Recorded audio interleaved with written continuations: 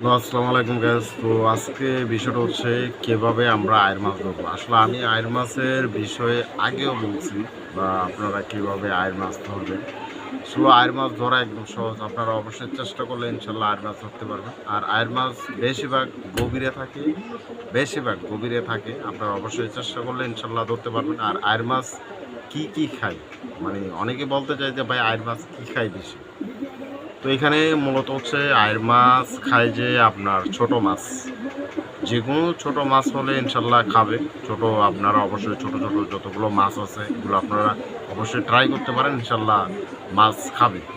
আর দ্বিতীয় হচ্ছে আপনারা শামুক, অবশ্যই শামুক কিন্তু আয়ের মাছে বেশি পছন্দ করে। শামুক বড় বড় যেহেতু শামুক, আমার এখানে আয়ের মাছের ভিডিও আগেরও একটা আছে, একটা বা দুইটা ভিডিও আছে, আপনারা ওইটাও দেখতে পারেন। আর যারা যারা আমার ভিডিওটা দেখতেছেন তো অবশ্যই টেনে টেনে দেখবেন না, টেনে টেনে দেখলে আপনারা হয়তো বিষয়টা আপনারা বুঝতে পারবেন না বা কেমনে কি বা এটা বুঝতে পারবেন না। আর যারা আমার চ্যানেলে নতুন হয়ে থাকবেন তো অবশ্যই আমার চ্যানেলটাকে সাবস্ক্রাইব করে দেবেন আর অবশ্যই লাইক একটা করবেন।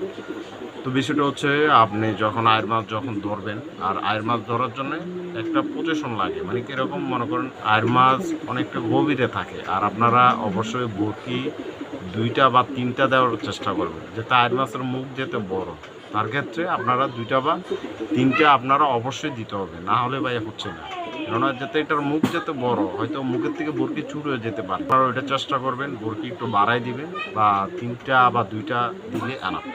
তো এতটুকুই। আর যদি কারো যদি কিছু বলার থাকে তো অবশ্যই আমাকে বলবেন, আমি ইনশাল্লাহ আপনাদেরকে বোঝার দেওয়া মানে বলতে পারবো যে কীভাবে আপনারা ধরবেন বা এই সিস্টেমটা আমি ইনশাল্লাহ বলবো।